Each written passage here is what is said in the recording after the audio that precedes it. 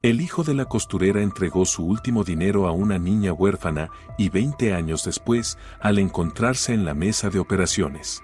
Aquella soleada y calurosa mañana, Osvaldo se despertó con el canto de su madre. Ella, como de costumbre, cosía mientras tarareaba alguna melodía conmovedora sobre un amor triste. Era, en efecto, una romántica, su madre, una tía sentimental que había conseguido darle vida como quien logra subirse al último vagón de un tren que parte lleno de juventud y belleza.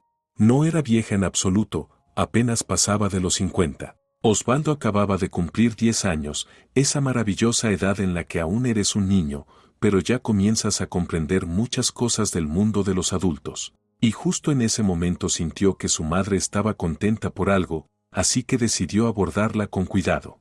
«¿Vamos a desayunar, mamá, o tienes otro encargo urgente para alguna dama elegante?», preguntó con cautela. Osvaldo se sentía orgulloso de que mujeres emocionadas de toda la ciudad acudieran a su madre, soñando con deslumbrar en algún evento con un atuendo único. Dolores tenía un auténtico talento para la costura. Sabía, como aconsejaba Coco Chanel, hacer de la nada un sombrero, una ensalada y un escándalo. A veces le traían telas apagadas y sin gracia, y ella creaba con ellas una verdadera joya. Las damas quedaban encantadas y no escatimaban en propinas. $10 de cada encargo iban a la alcancía de Osvaldo. Soñaba con un milagro de la técnica, un ordenador personal. En su tesoro, escondido en una colorida caja metálica de galletas, ya había reunido una suma considerable. Pero aún no era suficiente para el conjunto completo. Además del ordenador, necesitaba monitor, teclado, ratón, cables, memorias USB, todo un tesoro tecnológico. «Anda, lávate la cara, mi pequeño milagro», le llamó la costurera con cariño. «Las arepas las preparé temprano y están en la cocina, envueltas en toallas para que no se enfríen. Solo voy a hacer el café y sacar la mermelada». Dolores miró a Osvaldo con ternura. ¿Cuántas amigas la habían intentado disuadir? «Dolores, estás loca. ¿De verdad vas a tener un hijo de un hombre casado que apenas te visita una vez por semana? No tiene sentimientos ni responsabilidad. ¿Cómo vas a criar a un niño confiando solo en tus habilidades con la aguja y el hilo?», le decían. La mujer solo sonreía tristemente, mirando atentamente a sus amigas, mujeres solas como ella, divorciadas y solteronas que la vida había reunido en aquella cálida y sincera compañía. Dolores trató de explicarle su postura con honestidad. «Chicas, tengo 42 años, y en el horizonte no se ve otro marido. Felipe, el que viene de vez en cuando, es solo un regalo para la salud. Antes de él hubo un par de casos iguales, todos hombres casados. Me resultaba cómodo así. No soy de las que se engañan pensando que tienen el rostro y la figura de una reina. Un hijo será mi alegría y mi consuelo en esta existencia sin rumbo. Así que lo tendré y lo criaré sola». Tema cerrado. Después de lamentarse un poco más por su no muy dichosa suerte femenina, el grupo de amigas pronto pasó a temas más alegres. ¿Cómo podría Dolores preparar un rincón en su habitación para el recién nacido, que debía arreglar antes de su llegada? Un bebé en casa siempre era una señal de felicidad maternal y duradera. Cuando el desafortunado caballero se enteró de que su amante estaba en estado, se llenó de manchas rojas. ¿Y si su esposa descubría sus discretas escapadas? Solo había ido a visitar a otra mujer de manera ligera. Todo empezó tras un acercamiento fortuito bajo los efectos del vino, justo antes del 8 de marzo. Su esposa estaba resfriada y le había pedido que pasara por la modista a recoger un encargo. Luego volvió con flores y una caja de bombones. Aquellas empanadas que le ofreció Dolores le tocaron el alma, y mientras él esperaba a que planchara el vestido, ella le sirvió café. Echó un vistazo al pequeño apartamento, sin rastro de presencia masculina, y se sintió un héroe, un caballero rescatador. Se comportaba como los hombres en la sala de descanso, jactándose de sus hazañas amorosas. No era menos que ellos. Así mantuvo una especie de matrimonio paralelo durante 3 años, hasta que supo que su compañera del corazón estaba embarazada. Entonces desapareció como si se lo hubiera llevado el viento. «Dolores, tú siempre supiste que nunca dejaría a mi esposa. Además, yo no te prometí nada, y a ti te venía bien nuestra relación ligera. Pero un hijo, cariño, a tu edad, ¿no crees que ya eres demasiado mayor para ser madre primeriza? Si necesitas dinero para interrumpir el embarazo, puedo ayudarte con eso». Dolores sonrió con ironía. «Felipe, tranquilízate, por favor. El niño llevará mi apellido. Medina. Suena bien, ¿no crees? Felipe empezó a mirar alrededor, asustado. ¿Había estado 3 años con una mujer que claramente no estaba en su sano juicio? Él hablándole de cosas serias, de cómo podía ayudarla a liberarse del problema y seguir con su vida, y ella pensando en el apellido del bebé. Imposible entender a estas mujeres. ¿Qué es lo que realmente quieren? Pero de algo estaba seguro, sus pies no volverían a pisar esa casa. Ahora solo su esposa y los hijos que ya tenía. Lo demás, finita la comedia. Así fue como Felipe desapareció del horizonte de Dolores, dejándole como recuerdo apenas unas pantuflas, un cepillo de dientes en el baño y una loción para después de afeitarse. A veces él se quedaba un par de días con su amada, con la excusa de visitar a su madre en el campo, por eso Dolores le había comprado esas pequeñas cosas de uso cotidiano. Para su sorpresa, Dolores casi no notó la desaparición de Felipe. Todo sucedió como en Shakespeare, el moro ha cumplido su deber. El moro puede retirarse. Durante todo el embarazo trabajó sin descanso en su máquina de coser, trajo al mundo incontables vestidos, blusas, trajes y faldas, ideando nuevos y originales diseños. La modista, la abuela, la costurera, ya hacía tiempo que no estaban vivas, pero ambas habían alcanzado a enseñarle un oficio más o menos rentable. Las dos murieron con poca diferencia, apenas pasados los 60 años. Dolores, en cambio, había salido a su padre, fuerte, resistente, de músculos tensos, delgada, sin esas redondeces femeninas que solían definir la figura de una dama. Sus ojos eran vivaces, la nariz pequeña y respingada, los labios carnosos, ese era, en resumen, su retrato. En cuanto al carácter, era una perfeccionista terrible, una maniática del orden. Pero tenía una virtud indiscutible, la fidelidad al trabajo, a la amistad, a la palabra dada. Si prometía entregar un pedido a las 10 en punto, estaría listo a esa hora, sin falta. Además, Dolores era un alma bondadosa, ni avara ni rencorosa. Así que, se podría decir, Osvaldo tuvo suerte de nacer de una madre así. Madre e hijo avanzaron solemnemente hacia la cocina, donde la cafetera burbujeaba con un sonido acogedor. Se sentaron con calma a la mesa. Ambos adoraban esos rituales matutinos con arepas o tamales, donde planeaban el día y compartían las novedades. Y justo ahora, con la boca llena, Osvaldo se apresuraba a contarle a Dolores que, en un par de meses más de su esfuerzo, tendría por fin un amigo electrónico. No solo soñaba con un computador, vivía obsesionado con él. Casi un año llevaba ahorrando pacientemente cada billete, uno tras otro, sin permitirse ni un helado de más ni una visita al cine. Ahorraba en todo. Dolores le revolvió con ternura los rizos de la coronilla. En apariencia, era el vivo retrato de Felipe, de estatura superior a la media, cabello oscuro y ondulado, grandes ojos castaños con brillo suave, movimientos cautelosos, gestos amables. Apenas tenía 11 años y todo un futuro por delante, pero Dolores estaba segura de que la base genética seguiría siendo la misma. Amaba a su hijo con locura, hasta el dolor físico. Cuando lo abrazaba, el hielo de la soledad dentro de ella comenzaba a derretirse. Después de Felipe había tenido un par de romances breves, tan insignificantes que ni siquiera recordaba con claridad los nombres de aquellos hombres. Pasaron fugaces, como cometas en el cielo de su vida, y desaparecieron sin dejar rastro. A unas mujeres el destino les da amor hacia un hombre, a otras, hacia su hijo, y entonces nadie más hace falta en el mundo. A Dolores le había tocado precisamente lo segundo. Ella y Osvaldo eran inseparables, verdaderos compañeros. Incluso comenzó a pedirle consejo cuando él apenas tenía 3 años. ¿Qué bufanda y guantes me pongo con el abrigo gris?, le preguntaba. El niño la miraba con sus ojitos sabios y asentía con seriedad hacia una u otra opción. Y luego dicen que los pequeños tardan en entender, pamplinas, pensaba Dolores. Después de despedir a su hijo, que se apresuraba a la escuela, cerró la puerta tras él y pensó, una vez más, qué buen chico está creciendo. Y no porque sea mi hijo, lo digo objetivamente. Estudia con empeño, le gusta la matemática. Cuando saca la máxima nota, se ilumina de alegría. Y además tiene un alma buena.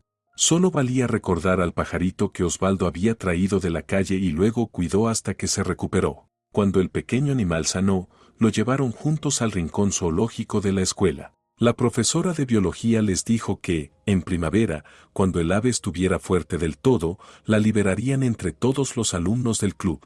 Osvaldo aún era demasiado joven para asistir a las clases de biología, pero la maestra vivía en su mismo edificio. A veces coincidían como vecinas y se ayudaban mutuamente cuando era necesario. La mujer tenía el corazón enfermo. Cada vez pasaba más tiempo en casa, acumulando bajas médicas una tras otra. La subdirectora se quejaba, tantas ausencias y nadie para reemplazarla. Cuando la paciencia de la dirección se agotó, contrataron a una joven recién graduada del Instituto Pedagógico.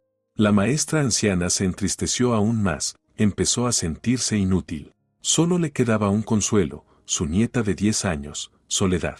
Los padres de la niña habían muerto juntos, de una forma tan banal como trágica. Niebla, carretera resbaladiza, un camión fuera de control que los aplastó sin dejarles posibilidad de sobrevivir. Así fue como, por un cruel azar del destino, Soledad quedó huérfana. Por suerte, los servicios sociales no pusieron objeciones, la abuela estaba en pleno uso de sus facultades, era buena maestra, tenía vivienda en condiciones y todo en orden. Pero Concepción no podía resignarse a la muerte de su hija. Su corazón fallaba cada vez más, a veces palpitaba con rapidez, a veces se detenía, asustándola con perspectivas oscuras.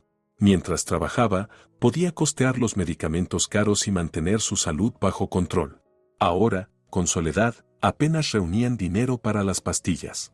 La diminuta pensión de maestra y la ayuda infantil apenas alcanzaban para arroz, frijoles y leche. Macarrones con queso rallado barato, ese era todo su menú. En las fiestas, unos pocos caramelos y embutidos, entre semana, arroz, frijoles y patatas, hervidas o fritas. Y todavía había que pagar los servicios, maldita factura, pensaba Concepción con amargura. Triste destino el de los maestros jubilados, con la merecida recompensa no se puede vivir con dignidad.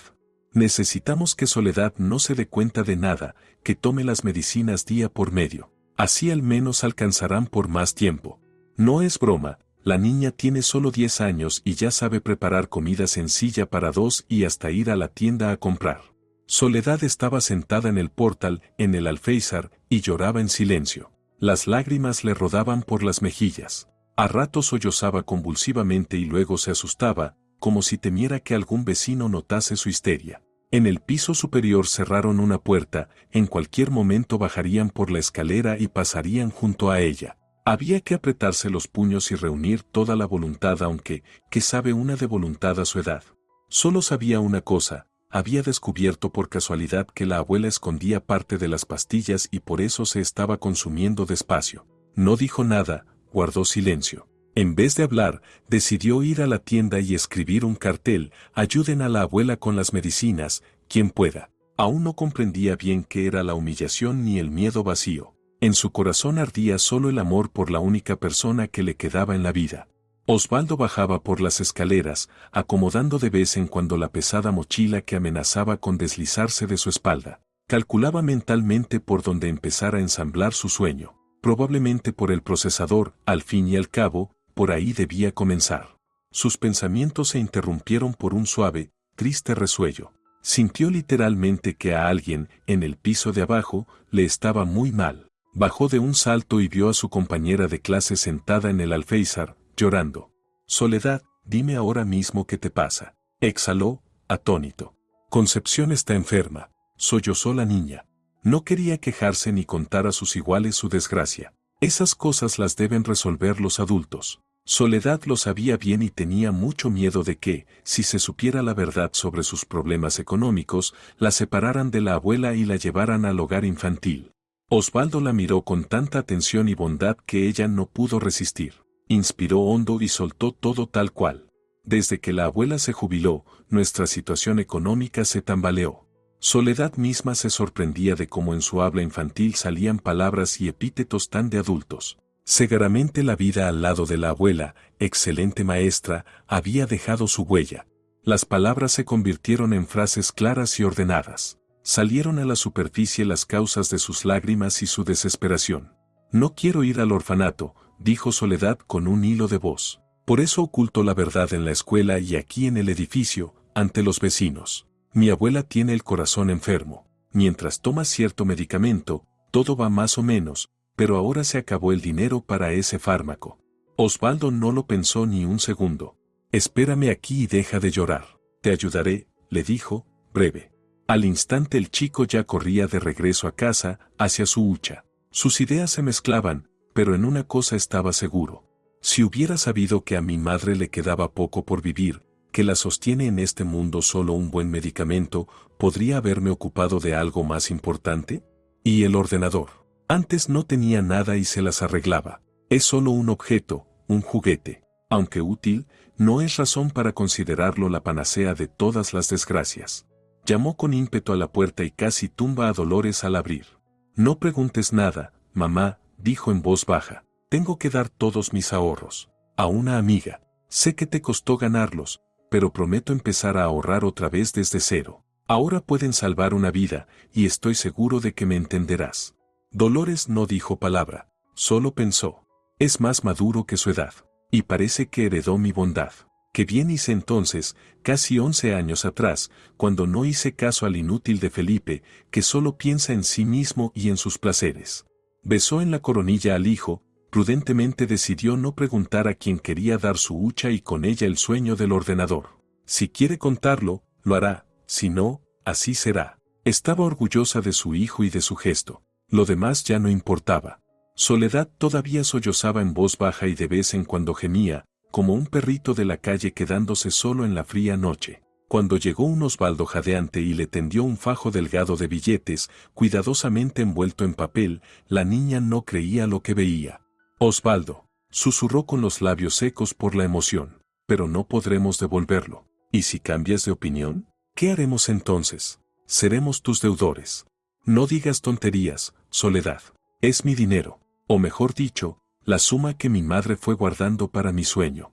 ¿Y qué ibas a comprar con eso?, preguntó Soledad, acariciando el fajo con recelo. Aquí hay tanto. A la abuela le bastará para las medicinas por mucho tiempo. No sé cómo agradecerte, confesó con sinceridad. Gástalo con cabeza, dijo Osvaldo con gravedad.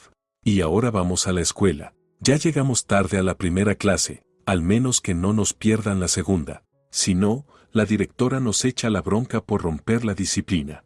Soledad alzó sus ojos gris verdosos y negó con la cabeza. Tú vete, Osvaldo, yo voy a casa y luego a la farmacia. No le mostraré este dinero a la abuela. Disimuladamente sacaré la receta del joyero y compraré enseguida una gran provisión de pastillas. Sé contar, se gastan 2 pastillas al día, compraré para varios meses. Ella estrechó con fuerza la mano de Osvaldo, luego se puso de puntillas y lo besó en la mejilla. Gracias, susurró la niña. Eres un verdadero amigo. Nunca olvidaré este momento ni a ti, pase lo que pase en mi vida. En la vida de Soledad ocurrieron muchas cosas después. El dinero que Osvaldo le había entregado con tanta generosidad alcanzó para las medicinas durante casi 1 año y 2 meses. Durante todo ese tiempo mantuvieron una amistad fuerte. A veces hacían juntos los deberes, pero Soledad siempre se apresuraba a volver a casa, dejar sola a Concepción era peligroso. Poco después, en la escuela se enteraron de que en la familia de la niña todo se sostenía apenas por el frágil hilo de sus esfuerzos infantiles. Primero le asignaron una tutela oficial, y tras la muerte de la abuela, Soledad fue adoptada por una familia acomodada sin hijos. A ella y a Osvaldo les tocó separarse, los nuevos padres vivían al otro extremo de la ciudad. Parecía que el lazo firme de la amistad infantil se había roto. La muerte de la abuela dejó en la niña una huella imborrable. Sus tutores, y luego sus padres adoptivos, eran personas decentes, pero Soledad no podía hacer nada contra sí misma, el cariño hacia ellos nunca nació en su corazón, ni siquiera llegaron a ser verdaderos amigos. Los nuevos padres de Soledad no eran crueles ni fríos, en absoluto. Más bien podrían describirse como personas cumplidoras del deber, habían adoptado, por lo tanto debían alimentar, vestir y educar. Pero aquello de que un niño también necesita calor y amor, parecía que ni se les pasaba por la cabeza. En la casa todo transcurría según un estricto horario, levantarse, asearse, salir a trabajar o estudiar, reunirse por la noche, cenar sin demasiadas palabras y acostarse.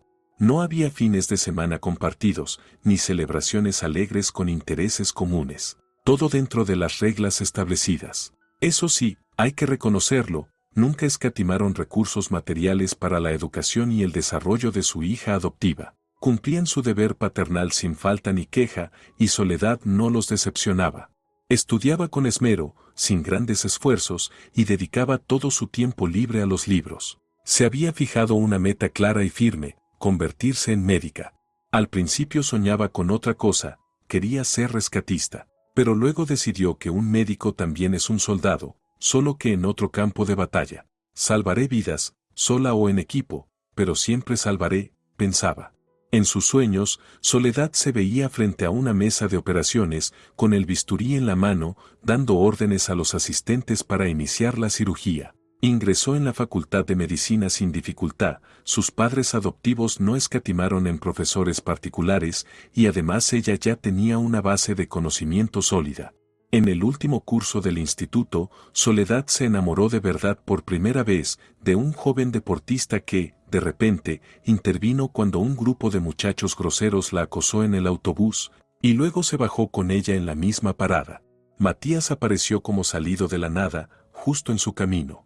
Un par de golpes certeros, y los impertinentes acosadores, escupiendo insultos, salieron corriendo en distintas direcciones.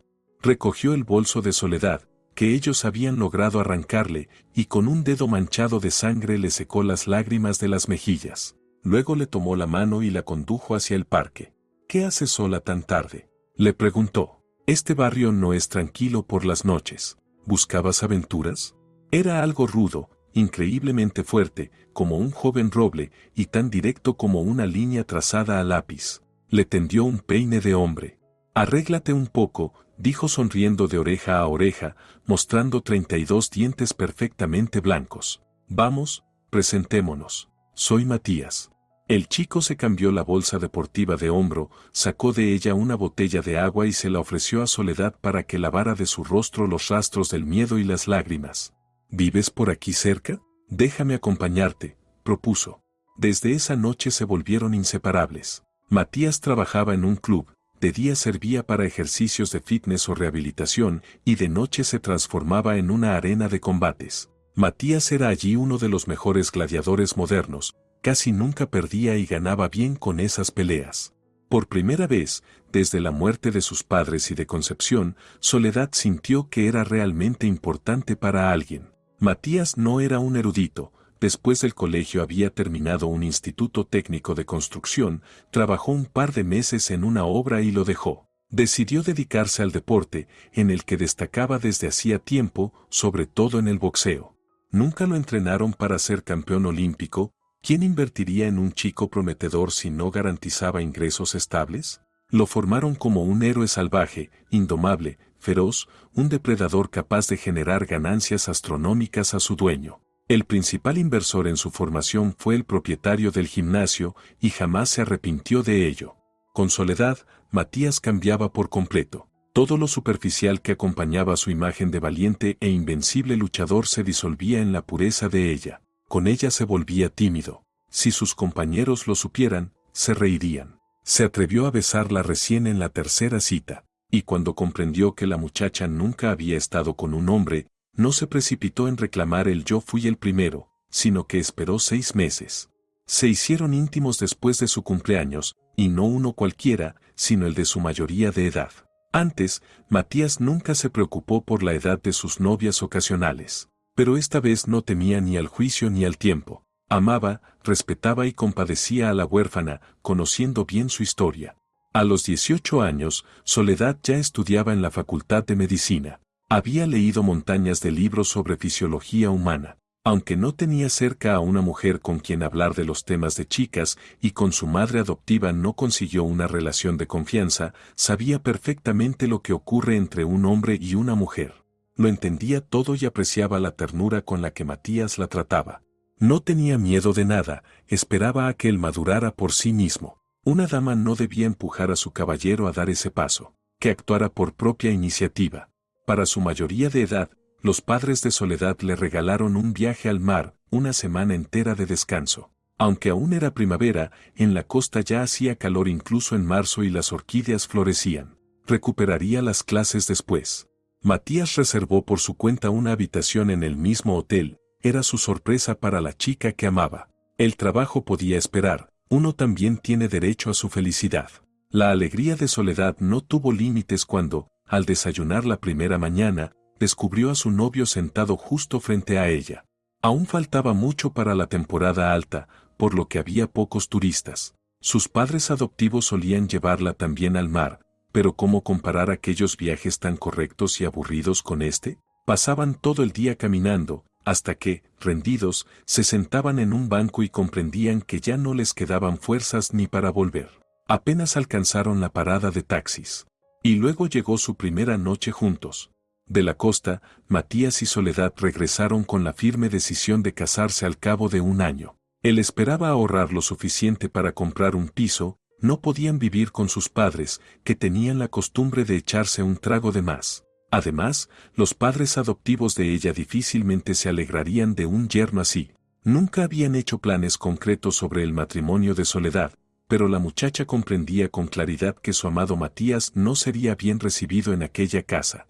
No se casaron, ni al año ni a los dos. Soledad se sumergió cada vez más en los estudios, mientras que Matías perdió un par de combates clave, cayó en desgracia ante su patrocinador y sus honorarios se redujeron drásticamente. Ya no se trataba de ahorrar para un piso, sino de tener lo justo para vivir él y sus padres. Toda la familia lo miraba con la eterna esperanza de que trajera algo de dinero a casa. Poco a poco, Soledad y Matías se quedaron sin temas de conversación. Surgían pausas, incómodas, sordas. Entre ellos crecía un abismo. Ambos intentaron recuperar la antigua calidez, pero sabían con lucidez que su romance llegaba al final. No resistió la prueba del tiempo y las circunstancias, ni esa barrera tan común y destructiva, la imposibilidad de unir dos mundos completamente distintos. Así sucede a veces.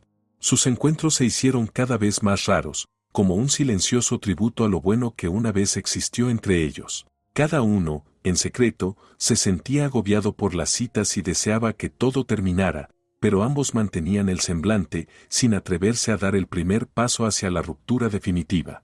El destino se encargó de decidir. En el segundo semestre del tercer año de carrera, Soledad comenzó por fin sus prácticas, unas muy duras, con visitas constantes al depósito de cadáveres. Allí se jugaba su destino médico, ser o no ser cirujana. La especialización se elegía en cuarto curso, pero la prueba de puedo o no puedo trabajar entre cuerpos debía afrontarla ahora. Después de su primera visita al morgue, Soledad comprendió enseguida que allí se sentía cómoda, tranquila, como una serpiente en su guarida, por decirlo de modo sacrílego. Entre aquellas paredes, entre cuerpos inmóviles, siempre habitaba el dolor de alguien. Esa misma tarde se encontró con Matías. Por costumbre, le contó sus impresiones de aquel reino de los patólogos, mencionó incluso que uno de los especialistas más reconocidos en la materia había elegido esa profesión porque no soportaba operar a pacientes vivos, pero se sentía perfectamente en el depósito. A Matías le recorrió un escalofrío. Le resultó desagradable que su mujer hablara de todo eso con tanta serenidad. De pronto comprendió que se habían vuelto completamente ajenos el uno al otro. Matías siempre fue directo, así que no se calló. Soledad, hace tiempo que quería hablar contigo. Ella se tensó. Su intuición le dijo enseguida que era el final. Su Matías estaba demasiado frío, y ella misma seguía todavía con la cabeza en el morgue. El antiguo temblor y la ternura hacia él habían desaparecido. Nuestra relación se ha agotado, continuó él. No quiero seguir engañándote. Ahora te veo más como una amiga que como a la mujer que amo. Creo que es hora de separarnos. Somos demasiado distintos. Vemos el mundo de manera diferente y, ahora, incluso hemos dejado de mirarnos con ojos enamorados. Le sudaban las manos después de ese largo monólogo, pero estaba convencido de que no podía irse de otro modo. Había demasiado vínculo entre ellos para convertir la despedida en un quiebre violento. Soledad guardó silencio. Tenía razón en todo, su fiel Matías, su caballero, su primer hombre y compañero. Su amor había muerto. Ay, Matías, mi Matías, tienes razón, por desgracia. Entre ellos no había pasado un gato negro, pero también se había ido esa intimidad única de las almas. Acepto tu veredicto, dijo en voz baja. Es honesto. Ni siquiera te propondré quedémonos como amigos. Terminemos aquí y ahora. Pero si alguna vez nos necesitamos, sabremos que estamos el uno para el otro. Somos viejos conocidos, buenos y amables. Se separaron sin dolor en el corazón. Matías se apresuró al entrenamiento, soñando con recuperar su título perdido. Soledad se lanzó a los libros. Al día siguiente tenía un examen y no sabía ni una línea. Una página importante en Dos destinos había quedado definitivamente pasada. Después se cruzaron un par de veces por casualidad en la ciudad, se saludaron y siguieron su camino. No había nada más que decir. Osvaldo terminó la escuela con buenas notas, lo que dio a Dolores una alegría inmensa. Ella también prosperó en su oficio de costurera. Primero confeccionó un vestido magnífico para la esposa de un alto funcionario de la administración local. Luego, para su amiga, la esposa de un empresario del comercio. Se esmeró. Ambas damas resultaron agradecidas. Una la ayudó con los trámites para abrir un salón de moda propio, la animó a alquilar un local y, poco después, a comprarlo, por un precio irrisorio. La mansión se registró oficialmente como una casa antigua sin valor histórico, aunque en realidad era un antiguo nido de comerciantes adinerados. Tras la remodelación, el edificio se transformó por completo y de pronto toda la ciudad empezó a hablar del taller Dolores Style. Una clienta incluso consiguió de su marido un préstamo, sin intereses, solo con su palabra, y además le consiguió a su modista un lugar en un balneario cuando Dolores comenzó a tener problemas con la tiroides. Ya no podía manejarlo todo sola. Bajo su dirección trabajaban ahora 10 costureras, 2 cortadoras y 3 ayudantes para el planchado. En el taller se había abierto también un pequeño departamento de restauración para prendas de piel y cuero. La pequeña empresa familiar crecía a pasos agigantados, ascendiendo con firmeza al Olimpo de la confección. Aún con el personal ampliado, no lograban cubrir todos los pedidos. Llevar ropa de Dolores Style se volvió un símbolo de estatus y elegancia. Como resultado de todos esos éxitos, Osvaldo renunció definitivamente a su sueño infantil de convertirse en rey de las tecnologías. Su madre invertía en él tanta energía y recursos que se sentía en la obligación de madurar y asumir parte de la responsabilidad. No se complicó con la elección de carrera, ingresó en la Facultad de Derecho, algo que siempre resulta útil, pensó. Paralelamente comenzó a estudiar en serio inglés y portugués. Ahora tenía un nuevo sueño, conocer el mundo y ganar lo suficiente para mostrárselo a Dolores. Incluso pensaba aprender francés e italiano, su madre debía ver París y Milán, las capitales de la moda. En el tercer curso se pasó al turno nocturno. Sus compañeros lo molestaban en broma. Osvaldo, otra vez vamos al bar a divertirnos y tú siempre corriendo con tu mamita. Mira que las chicas van a dejar de quererte, te vas a perder lo mejor por tu gran negocio. Ni su madre ni sus jóvenes amigos universitarios sabían que, en el terreno personal, a Osvaldo las cosas le iban bastante bien desde hacía tiempo. Su novia era 15 años mayor que él, y a él no le importaba en absoluto lo que pensaran los demás. Era ella quien se escondía tras un caparazón de complejos, evitando aparecer en público con él. Se habían conocido en el supermercado. La mujer había comprado tantas cosas que no lograba acomodarlas en las bolsas de plástico que se rompían al andar. Rosario, una mujer rellenita y de rostro alegre, estaba agotada. En casa la esperaba su hijo Emiliano, de 5 años, solo. Si se despertaba, podría meterse en cualquier lío. La vecina que normalmente cuidaba al niño se había ido al campo a visitar a su hija. No podían quedarse sin leche ni pan. Al ver sus esfuerzos inútiles por reunir todas las compras, Osvaldo se acercó a ayudarla. Luego la acompañó hasta su casa, donde un niño despeinado le abrió la puerta y, de inmediato, lo llenó de preguntas.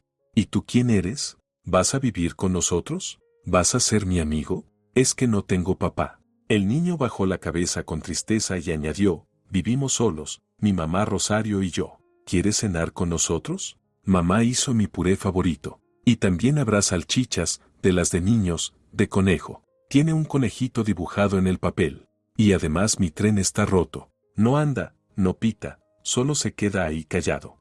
De pronto, Osvaldo se vio a sí mismo de niño, igual de pequeño. Cuando a su madre la visitaba algún hombre, él se quedaba un rato con Concepción. Mamá se iba a alguna parte, y él esperaba, soñando con que ese hombre fuera su padre y se quedara con ellos para siempre.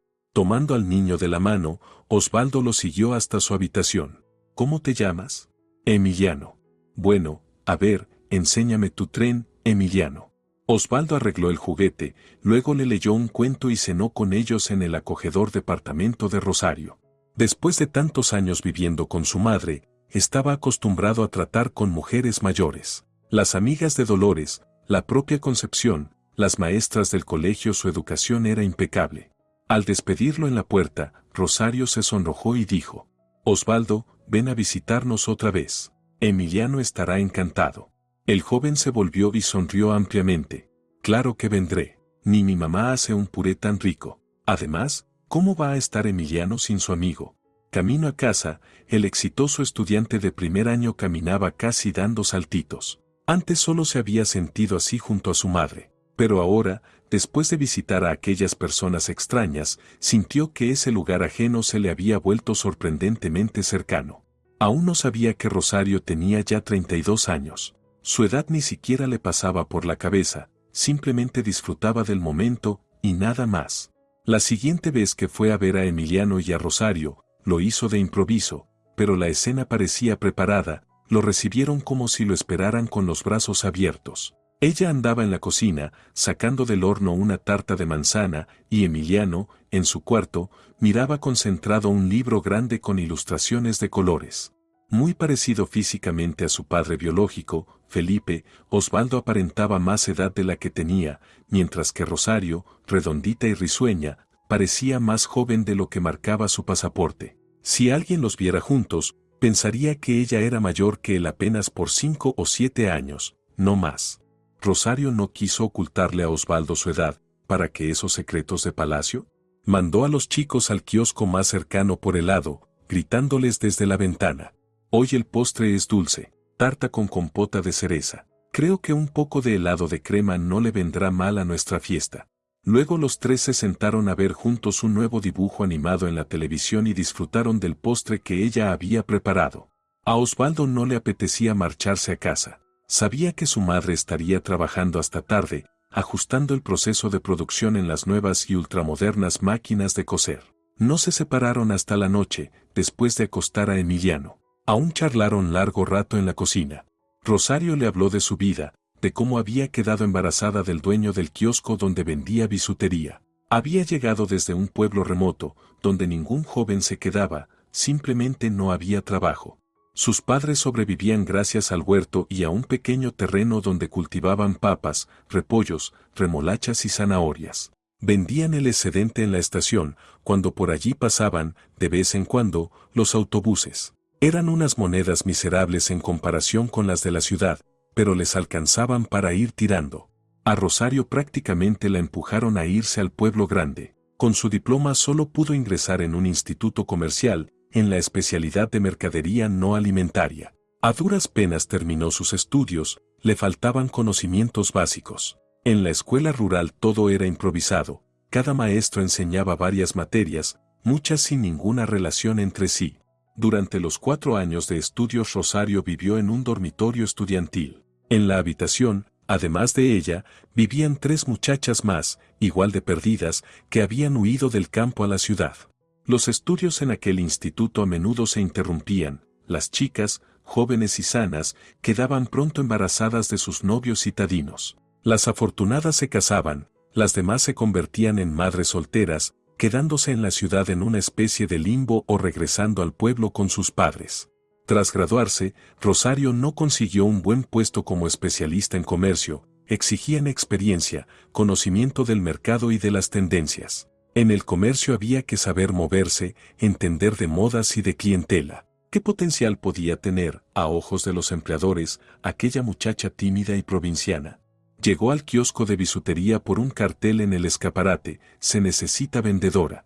El dueño, Rafael, un mago suleimán local y maestro en elegir mercancía vendible, importaba adornos brillantes y baratos desde los países orientales. No eran artículos de lujo, pero llamaban la atención a distancia. Las jóvenes clientas arrasaban con las novedades. En un par de semanas no quedaba nada en el mostrador.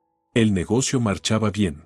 Rafael, hombre severo, callado, casado desde hacía mucho y 25 años mayor que Rosario, habló de las condiciones sin rodeos.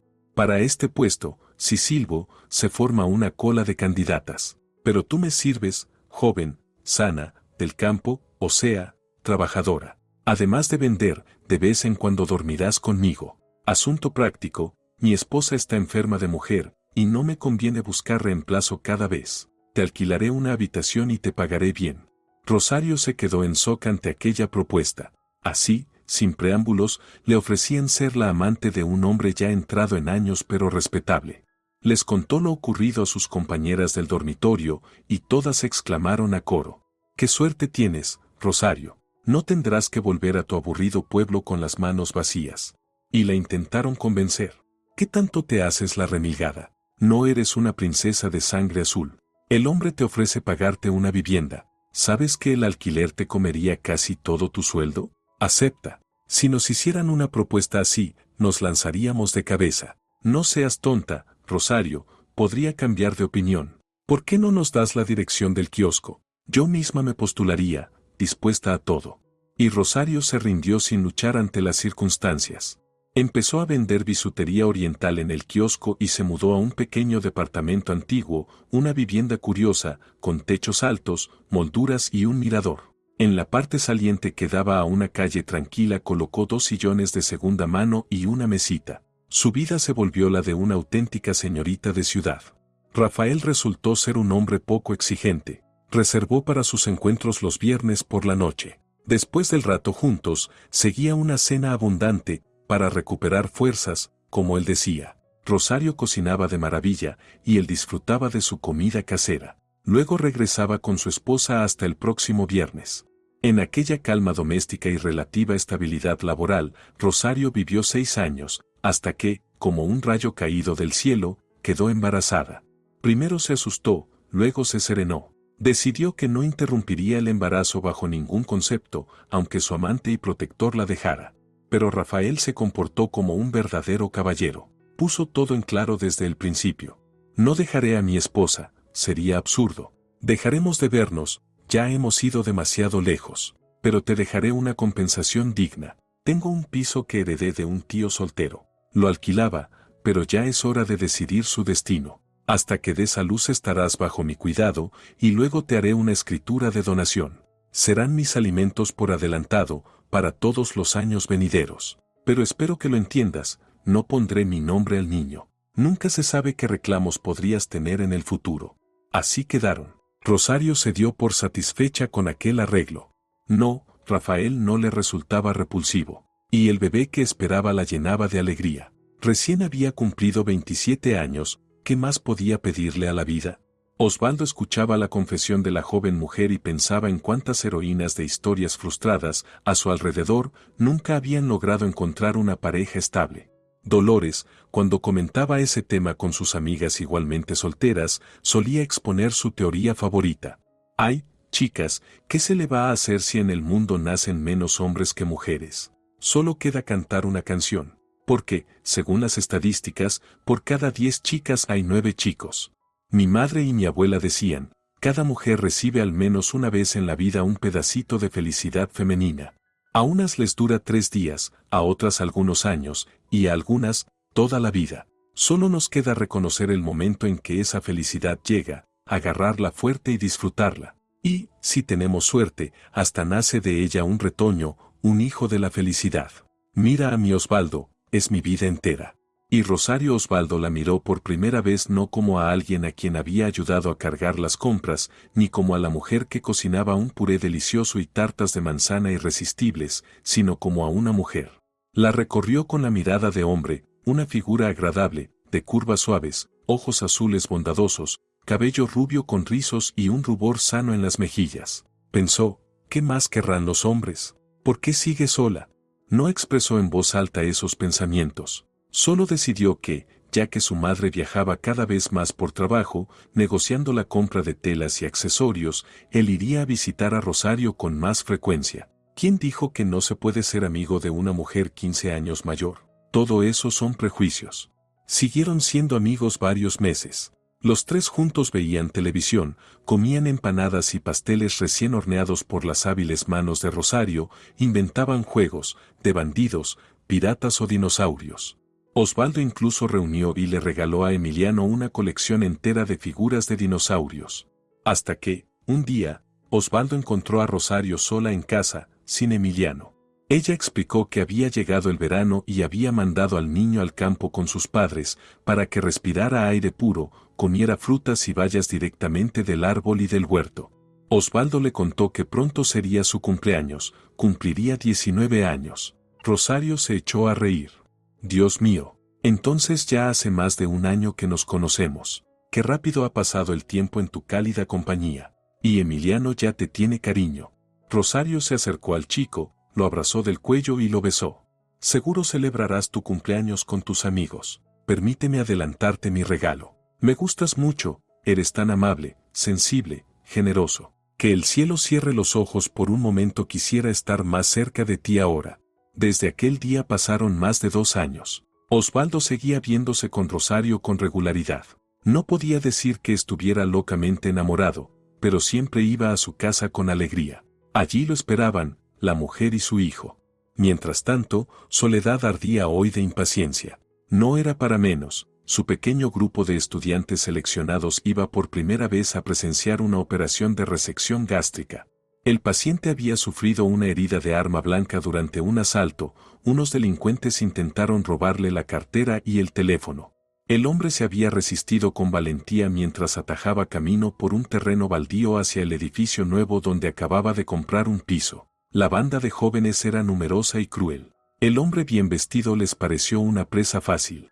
Lo encontraron gracias a una mujer que salió de noche a pasear a su perro. El animal, tras comer algo que le cayó mal, tiraba de la correa sin cesar hasta que fue el primero en descubrir al hombre tendido en un charco de sangre.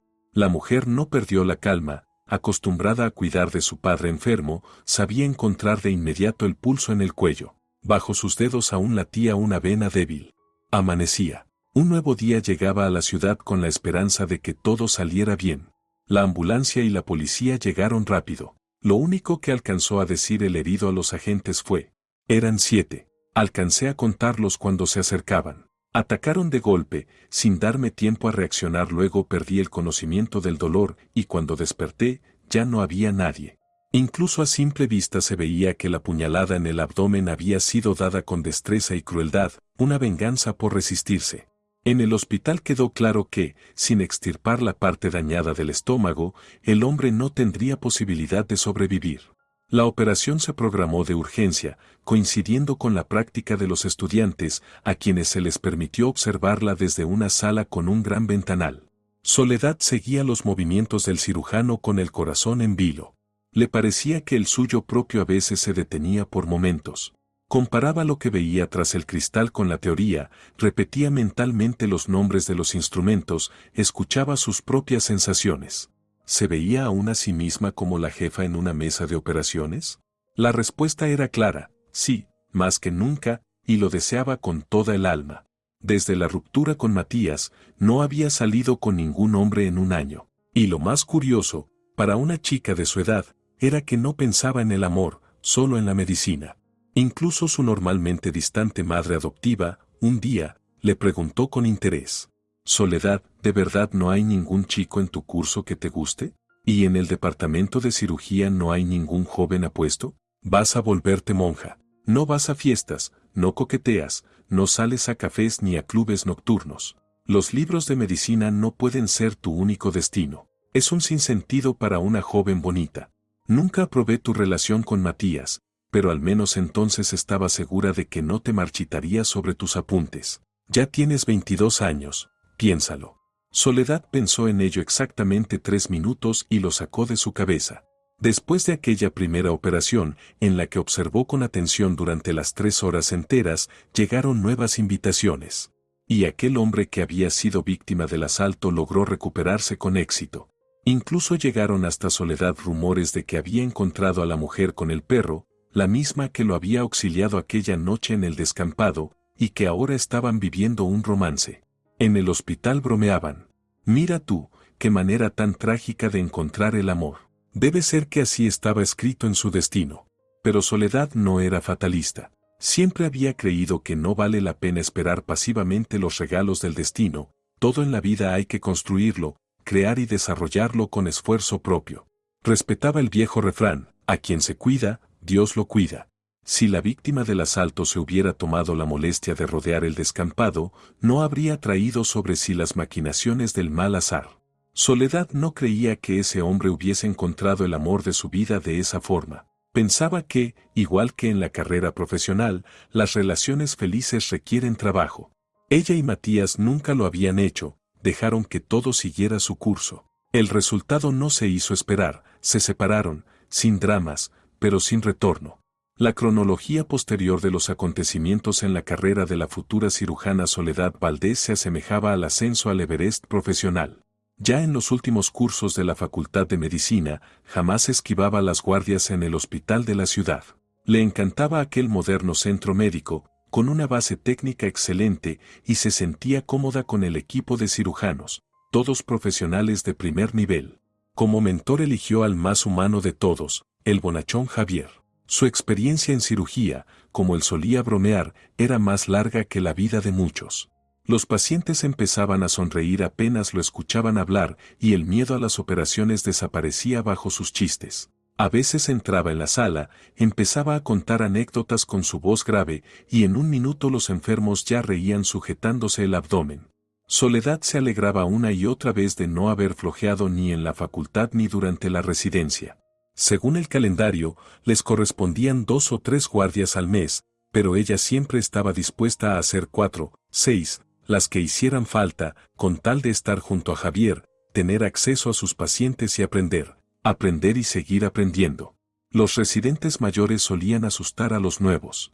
Tu tutor te convertirá en su asistente personal, te llenará de historiales clínicos que tendrás que resumir al máximo, y no te quedará tiempo para la práctica real.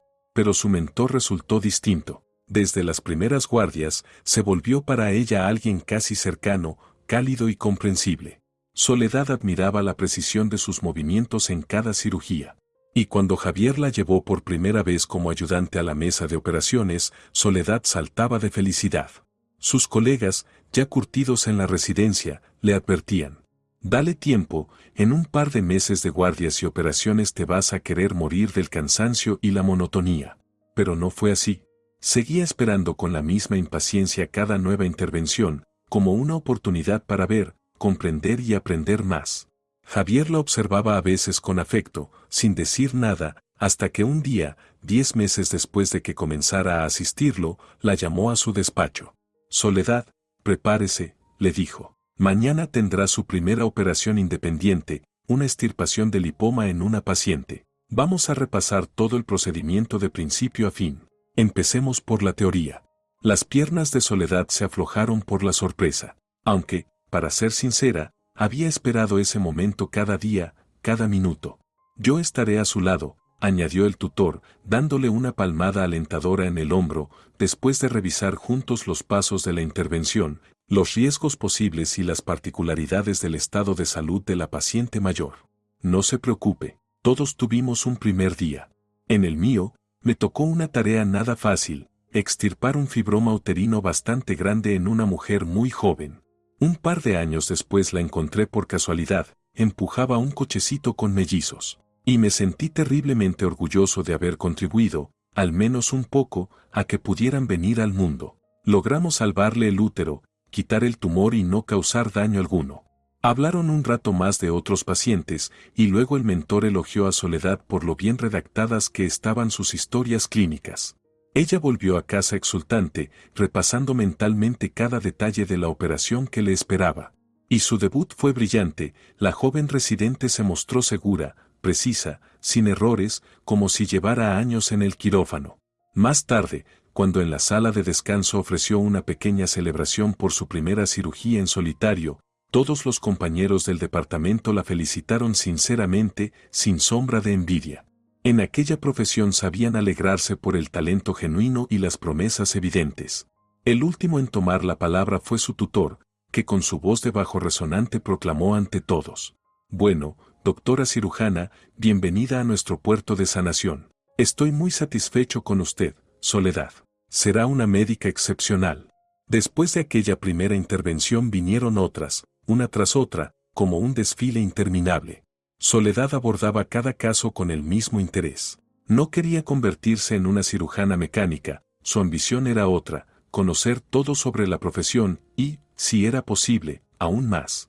Su preparación teórica crecía sin pausa. No se perdía ni un solo artículo valioso en las revistas médicas de cirugía. 3 años después ya le confiaban operaciones más complejas, no simples apendicitis ni hernias, sino procedimientos que exigían reacción inmediata y capacidad de decisión ante lo inesperado. Javier bromeaba. Así va la cosa, señorita Soledad, pronto me va a superar a mí, este viejo, pero estaré encantado. Dios mismo la ha besado en la coronilla y la ha bendecido para esta profesión, dándole un talento raro. Tendré una sucesora digna. En el frente personal, en cambio, no había novedades. ¿Podía considerarse serio su breve romance con uno de los jóvenes cirujanos? La historia, para su desgracia, se repitió. Él no tenía prisa por hablar de nada importante. Al salir del hospital, parecía borrar de su mente todo, los pacientes, sus vidas, sus sufrimientos. Él no paraba de refunfuñar con Soledad. ¿Estás conmigo ahora o sigues allá, con ellos? Vas a quemarte por dentro, y después nada te importará. Fíjate en mí, salgo del hospital y olvido todo hasta el día siguiente. Y tú, en cambio, vas incluso los fines de semana al servicio. Ya hasta te llaman fuera de horario para las operaciones, eso no está bien. A mí una vez intentaron llamarme cuando el médico de guardia se enfermó, y respondí con firmeza, de eso nada. Ya hice mi trabajo por hoy. Soledad lo miró con indignación. Entonces, ¿para qué elegiste una profesión relacionada con la misericordia y la disposición a ayudar al enfermo en cualquier momento? ¿Qué argumentos podía dar? Ninguno. El hombre simplemente la abrazó con aire juguetón, dejando claro que el tema estaba cerrado y que no pensaba cambiar de opinión. Ella se apartó, sin ganas de armar una escena, y solo dijo con calma y firmeza: nuestros caminos se separan aquí. En un hombre busco ante todo a un amigo, no solo a un amante. Tu actitud hacia nuestra vocación me resulta inaceptable. Terminemos esto. Lo borró de su vida sin el menor remordimiento, convencida de que todos esos asuntos de amoríos y cupidos con flechas no eran para ella. Solo sentía que vivía de verdad, respirando a pleno pulmón, cuando decía a sus asistentes: empezamos la operación. Dolores, que ya había pasado los 70, se había debilitado y envejecido visiblemente. Además, su molesta tiroides volvía a hacer de las suyas, a veces la agotaba con síntomas desagradables, otras la obligaba a viajar al balneario para prolongar la remisión. La dirección de la empresa hacía tiempo que había pasado a manos de Osvaldo. Él manejaba los asuntos con sensatez y había ampliado la red de talleres de costura en la ciudad. Bajo la marca Dolores Style, ya no solo se confeccionaba ropa a medida, sino también colecciones limitadas de producción semi-industrial. Cuando se inauguró el segundo gran atelier, Osvaldo regaló a su madre y a sí mismo un tour por Francia e Italia. Después del viaje solían bromear. París es una serpiente boa, te traga por completo y te enamora sin remedio. Y Milán, en cambio, es un encanto, te eleva, te inspira y te marea. Para entonces, Osvaldo ya se había separado de Rosario. La diferencia de edad no fue la causa principal, aunque se hacía notar. Simplemente, la vida de la mujer dio un giro inesperado. El padre de Emiliano, Rafael, la encontró después de muchos años, a pesar de haberle prometido desaparecer para siempre. Le contó que, tras una larga enfermedad, había enterrado a su esposa. Le propuso volver a vivir juntos, por el bien de su hijo. Sus hijos mayores del matrimonio con la difunta ya eran adultos y vivían en otras ciudades. Casi no tenía contacto con ellos ni con sus nietos. Osvaldo se quedó algo desconcertado al saber que Rosario había aceptado aquella aventura. Pero ella le explicó su decisión con serenidad, apelando a la razón. Ya voy a cumplir 40, Osvaldo. Nuestra relación nunca habría terminado en matrimonio. Rafael, en cambio, tiene un negocio estable, relacionado con una profesión que conozco bien. ¿Hasta cuándo seguiré vendiendo pan en la panadería? Es hora de pensar en mi futuro y en el de Emiliano, que ya tiene 12 años. Podemos seguir viéndonos, si quieres. Algo me dice que el temperamento de mi futuro marido ya está muy cerca del punto de congelación. A Osvaldo ese dulce arreglo no le hizo ninguna gracia. No le apetecía ser el amante de una mujer casada. Se separaron en paz, como dos barcos en alta mar, agradecidos el uno al otro por los buenos momentos compartidos. Al poco tiempo, Osvaldo inició una relación sin compromisos con una joven ingeniera en tecnología textil que acababa de incorporarse a la empresa. La chica tenía ideas peculiares. Desde la primera cita, en el restaurante donde él la había invitado, dejó todo muy claro. Osvaldo, sé muy bien cómo terminan normalmente las relaciones entre un hombre y una mujer. Así que te planteo mis condiciones desde el principio. Me invitaste aquí con una intención concreta, eso está claro. Mi respuesta es sí, estaré contigo. Pero si hablamos de matrimonio, solo acepto uno de tipo visitante, sin obligaciones domésticas para mí. Un hijo, solo en mis términos. En el trabajo, nada de divisiones por género, si demuestro mi capacidad, me asciendes a subdirectora. Osvaldo se quedó perplejo. Pensó, esta mujer o está un poco loca, o es demasiado atrevida. Pero es buena, me gusta mucho. Quizá hasta sea positivo que haya dicho todo así, sin rodeos. Su romance, sorprendentemente, resultó duradero y apasionado. Catalina se convirtió en una colaboradora fiel y competente. Gracias a ella, la empresa se expandió y floreció aún más. Pero luego comenzó a comportarse de manera extraña. Pedía permiso en mitad del día alegando asuntos personales urgentes, cancelaba citas con pretextos absurdos y terminó por negarse a vivir con Osvaldo bajo el mismo techo. El hombre hurgaba en su interior, buscando respuestas en los rincones más profundos del alma, pero en vano. Al igual que con Rosario, tampoco con Catalina sentía una gran y luminosa pasión. Solo cierta ternura, un puñado de calor, gratitud por el tiempo compartido, y nada más. Dolores incluso dejó de insistirle en que formalizara su relación con Catalina. Veía que él no estaba enamorado, y eso significaba que aquella no era la mujer para su hijo. La realidad resultó ser dura. Más tarde se supo la verdad. Había regresado de la cárcel el hermano mayor de Catalina, que había cumplido condena por fraude a gran escala. En la empresa Dolores Town no existía un departamento de seguridad experimentado. La selección de personal la realizaba una sola mujer, y la organización no contaba ni con un departamento de recursos humanos propiamente dicho, ni con un sistema de verificación de antecedentes o vínculos familiares sospechosos. Tras salir de prisión, el hermano de Catalina, sin pensarlo mucho, se colgó de su vida próspera y, cayendo sobre ella como un rayo, le dijo: «Nuestros padres ya están viejos, hermanita, ¿qué se puede esperar de ellos? Hay que ayudarlos. Pero tú cuéntame todo sobre la empresa en la que trabajas, cómo funciona, en qué anda, cómo respira». Catalina le había tenido miedo desde niña, siempre fue tosco y cruel. Jamás se atrevió a quejarse de él, ni siquiera cuando sufría alguna injusticia, sabiendo bien cómo podía terminar aquello. Una vez, un niño la golpeó en la cara con una rama de abeto, su hermano le rompió el brazo al agresor para que aprendiera la lección. Y no le pasó nada. Los padres del chico, al ver al temible adolescente, tuvieron miedo de denunciarlo por temor a represalias. Era buen estudiante, sobre todo en matemáticas. Después del colegio se graduó con honores en la Facultad de Matemáticas y Mecánica de la universidad y más tarde obtuvo por correspondencia un título en economía. Aprobaba exámenes sin dificultad, pero nunca tuvo intención de convertirse en un ciudadano ejemplar. Catalina no supo exactamente a quién había vaciado las cuentas como una aspiradora, pero cuando lo atraparon con las manos en la masa, la condena fue larga, 10 años completos. Ella entonces respiró aliviada. Su hermano, que ya había comprado un apartamento y seguía visitando la casa de sus padres, siempre le provocaba un terror reverencial, por su sonrisa maliciosa y sus burlas constantes. Que ella se mataba estudiando para ingresar en esa ridícula carrera de tecnología textil. Ahora, al reencontrarla en el mundo de la costura, incluso la elogió. «Bien hecho, hermanita», dijo con una sonrisa torcida. «Justo ahora vas a serme útil. ¿Sabes qué es lo más valioso hoy en el mercado de la vida?». Catalina retrocedió asustada, negando con la cabeza. «Estás atrasada, niña. Hoy lo que más vale son los objetos antiguos. ¿Me vas a ayudar a quitarle a tu director y amante esa casona de comerciantes donde tienen la oficina central?». «Suéltame», suplicó Catalina. «No sé hacerlo. No quiero hacerlo». «No te pediré nada complicado», prosiguió él con frialdad. «Consígueme los documentos de propiedad de ese edificio. Con copias bastará, pero mejor si son los originales. Y me informarás a dónde va y por qué motivos viaja tu jefe.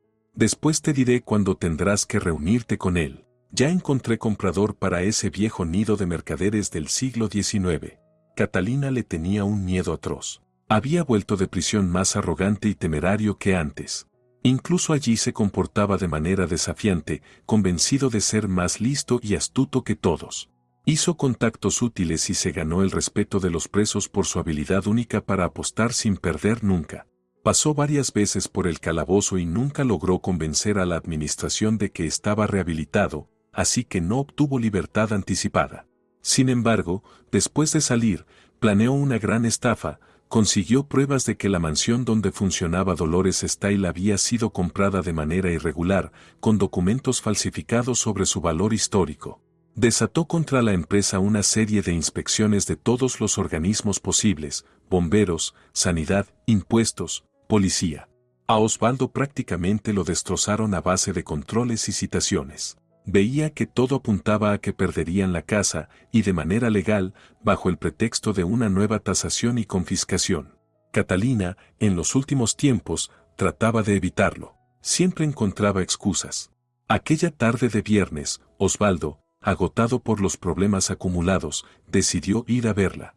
Solo quería hablar con alguien que conociera bien la empresa y pudiera entender cuán difícil era todo. No le contaba nada de esto a Dolores. Catalina estaba en casa, pálida, demacrada, pero aparentemente genuinamente contenta de verlo. Osvaldo, no te esperaba. No hay nada en el refrigerador, pero tengo una caja de buenas empanadas en el congelador. Y hay jugo de tomate. ¿Me haces compañía? De tus manos bebería hasta veneno, bromeó Osvaldo. Tengo un hambre de lobo. Las empanadas suenan perfectas. De pronto, Catalina rompió a llorar y se arrojó a su cuello. Te he traicionado, Osvaldo. Resulté ser una verdadera serpiente que calentaste en tu pecho. No alcanzó a terminar, sonó el timbre de la puerta. Catalina no tuvo tiempo de detener a Osvaldo. Él ya estaba en el pasillo antes de que ella pudiera decir palabra.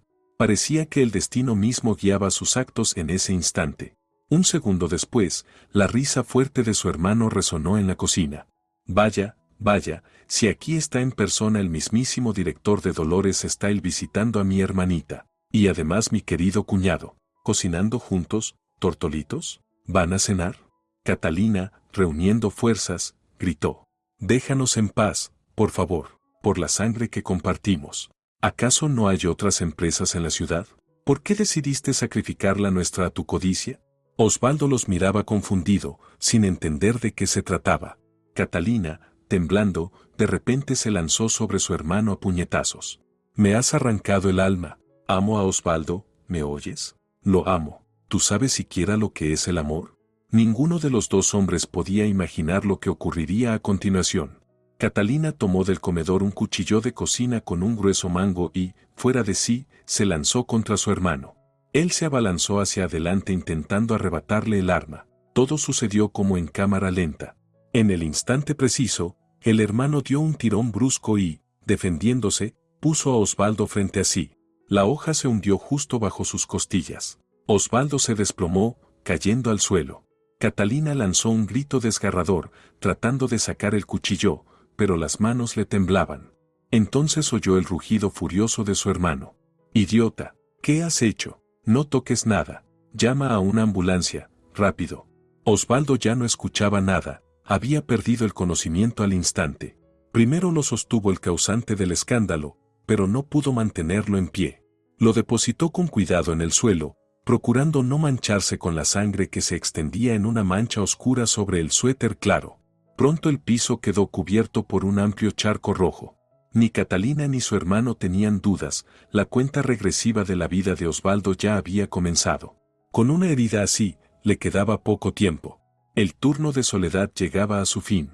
24 horas seguidas de guardia siempre dejaban una sensación de cansancio agradable mezclada con ligera inquietud.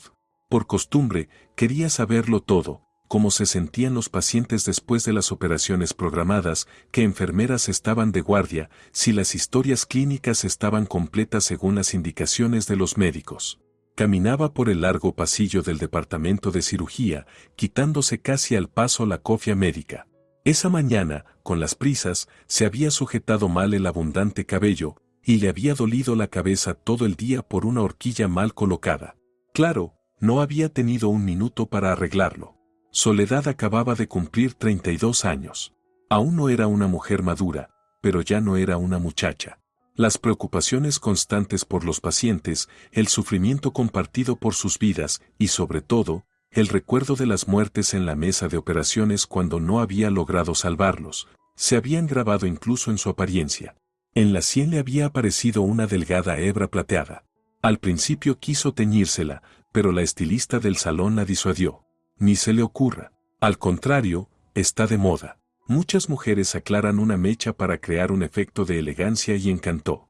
La suya es natural, auténtica, y no le queda nada mal. Ahora lo que se lleva es el toque de cansancio aristocrático. Todo el mundo se lo pinta. Soledad, de regreso a casa, había sonreído para sí. Bueno, pues resulta que también ella, sin querer, se había puesto a la moda. Lástima que su madre adoptiva, fanática de los salones de belleza, no supiera nada de esas tendencias modernas. Ya le había taladrado el cerebro con reproches, diciendo que a una mujer joven no le correspondía andar con canas en las sienes. Ahora, al menos, la cirujana eternamente cansada tenía buenos argumentos para defender su mechón plateado. Sus pensamientos se interrumpieron bruscamente por los gritos que llegaban desde el área de urgencias en la planta baja. Alcanzó a distinguir algunas frases sueltas. Caso demasiado grave, esa hemorragia ni un milagro podría salvarlo. Se colocó la cofia de nuevo y bajó corriendo. El médico de guardia que la reemplazaba era aún muy inexperto, apenas un residente reciente. Si el caso era realmente crítico, podía no saber cómo actuar. En la sala de reconocimiento encontró al joven doctor completamente desorientado. Primero evaluó la situación y solo después, al mirar el rostro del herido, lo reconoció de inmediato. La misma mata de cabello oscuro y rebelde, solo que los grandes ojos castaños ahora estaban cerrados. Era Osvaldo, su vecino, compañero de escuela, amigo de la infancia, aquel a quien recordaba con gratitud por el gesto generoso que había prolongado la vida de su abuela unos meses más. En su amarga orfandad, él y su madre habían sido sus únicos rayos de calor y bondad, además, claro, de Concepción, su adorada abuela. Soledad dominó sus emociones. Se notaban las horas sin dormir, de lo contrario, la habrían vencido los sentimientos.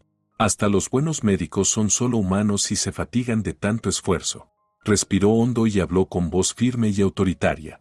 Preparen el quirófano. Sospecho una lesión grave en los lóbulos derechos del hígado. Envía los análisis de sangre al laboratorio. Y deja de temblar, colega, me vas a asistir tú. Llama al equipo de reanimación. Cada minuto cuenta. Salvar la vida de su amigo de infancia, aquel que una vez le había regalado tiempo con su abuela, no era ya solo una cuestión de honor profesional. Era una cuestión de principio. Soledad se sorprendía de sus propios pensamientos.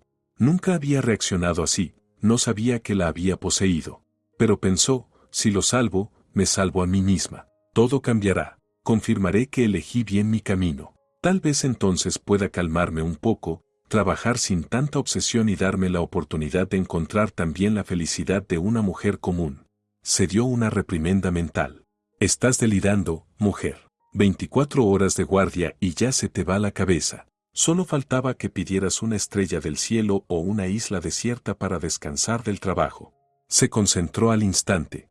Rogó a Dios que la gran pérdida de sangre no arruinara sus cálculos ni alterara la estabilidad hemodinámica. Osvaldo seguía inconsciente.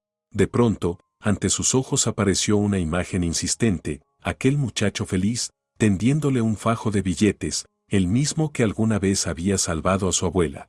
Todo lo que siguió transcurrió según el protocolo quirúrgico de una resección de los lóbulos derechos del hígado. Los dedos de Soledad presionaron con firmeza el vaso que sangraba sin control. Pensó, va bien, todo marcha como debe ser. Y en voz alta dijo, no podremos evitar una sutura vascular. Empecemos. Cierre con cuidado, lo está haciendo muy bien. Cuando terminemos aquí, haremos una revisión completa de la cavidad abdominal, hay que comprobar si hay otras lesiones. La operación llegaba a su fin. Soledad estaba satisfecha, la extirpación de los lóbulos dañados había sido un éxito. El paciente tenía cada vez más posibilidades de sobrevivir, aunque la rehabilitación prometía ser larga y difícil. Sin darse cuenta, se quedó mirando con cierta admiración la línea uniforme y casi estética de la sutura de catgut en el abdomen de su amigo de la infancia. Pensó, con el tiempo, la cicatriz se volverá rosada, casi invisible. Lo importante es que viva. Ahora quedaba restablecer la función gástrica, resolver los retos del postoperatorio y lograr que el cuerpo funcionara como un reloj. Soledad notó la mirada admirada de su asistente. Soledad, exhaló él, hoy no he podido dejar de admirarla. Es usted una cirujana enviada por Dios. Para mí ha sido un honor estar a su lado en la mesa de operaciones. Me enorgullece haber trabajado en su equipo. Nunca olvidaré este día. Ahora sé a lo que debo aspirar. Perdón por mi torpeza al principio, yo no habría podido salvar a este paciente, demasiados riesgos. Pero usted lo hizo todo con una maestría increíble. Déjelo, colega, respondió Soledad con una sonrisa amable. Simplemente aún no ha tenido ocasión de realizar tantas operaciones como me ha tocado a mí. Todo llegará. Y yo, se quitó los guantes y respiró hondo, ahora me voy a casa. A decir verdad, apenas me sostengo en pie, añadió. Supervise la evolución, manténgase en contacto con reanimación. Manténgame informada. Mañana tengo el día libre. Mientras seguía la camilla que empujaba un fornido camillero, el joven cirujano murmuraba para sí. Es especial, hay pocos profesionales como ella. Jamás alcanzaré su nivel. Entretanto, Soledad regresaba a casa en la ambulancia que se ofreció a llevarla. En la ciudad, muchas brigadas de urgencias la conocían. Con esta en particular ya había colaborado un par de veces, en accidentes laborales donde no era posible trasladar al herido y debía operar directamente en la enfermería de la fábrica. Aquella noche acababan de dejar en urgencias a otro paciente con posible hemorragia interna. El hombre, paralizado por el miedo, había dejado de quejarse del dolor. Las pruebas rápidas dieron buenos resultados, y Soledad estaba segura de que su colega de guardia podría manejar el caso sin problema. Así era su vida, casi todos sus recuerdos giraban en torno a una mesa de operaciones. Ya ni pensaba en que aquel día había saldado una vieja deuda con el noble muchacho de su edificio. La abuela Concepción siempre le decía, cuando hagas un bien, olvídalo, que lo recuerde aquel a quien lo hiciste.